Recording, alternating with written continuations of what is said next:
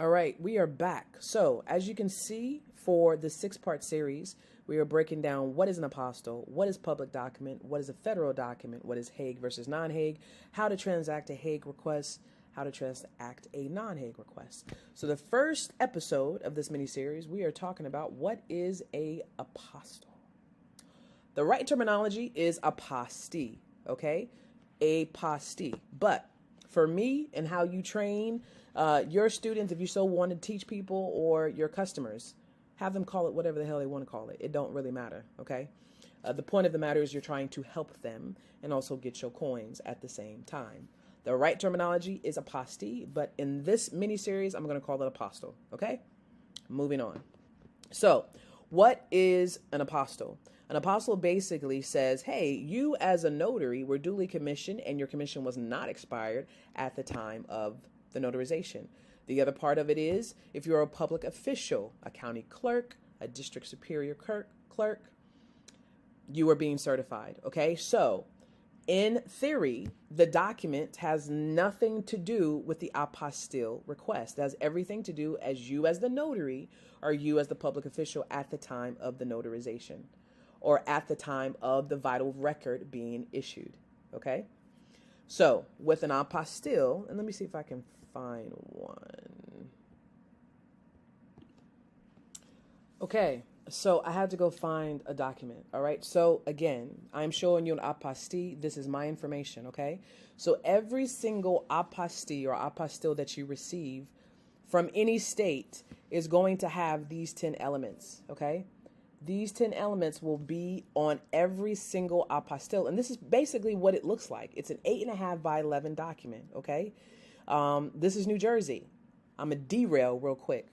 A lot of my clients that I get, they look at this document, they're like, well, what the hell is this? This looks like just a document that you applied a stamp on. It don't even look real, right? I'm getting a lot of customers complaining about this document.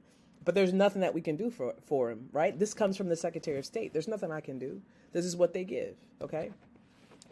What I always try to tell them is, hey, go take this certificate number and go to this website down here and look it up. But it's really not going to tell you nothing. So when people say, hey, use the certificate number as whatever, I don't use that number because it doesn't do nothing. Now, this number here, I've never called the Secretary of State to be like, hey, what is this number, okay? I may do that today. So anyway, this is what it looks like, okay? So 1 through 10. So 1 through 4 speaks to you as the notary or the public official, okay? You see it has my name, act in the capacity of, bears the seal stamp of, okay? And then 5 through 10 speaks to the state treasurer, all right? So state treasurers are basically competent authorities that have been authorized by said countries to be able to issue an apostille, okay? So 5 through 10 will always speak to your state treasurer.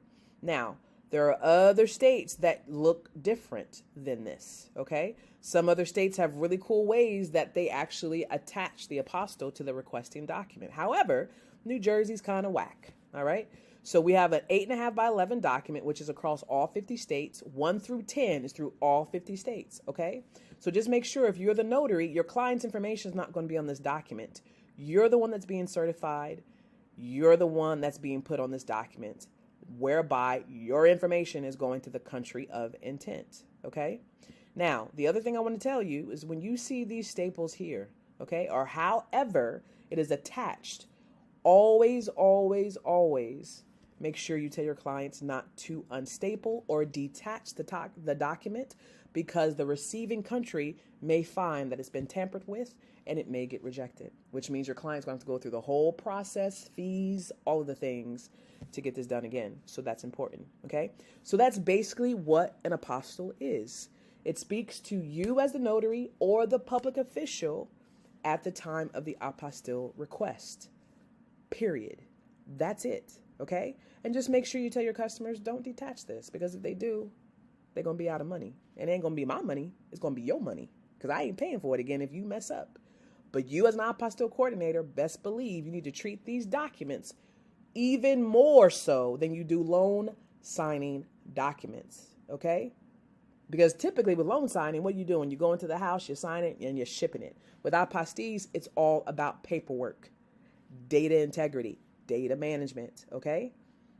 Episode 1, done. What is an apostille? I hope you got it. If not, rewind 5 minutes. Bye.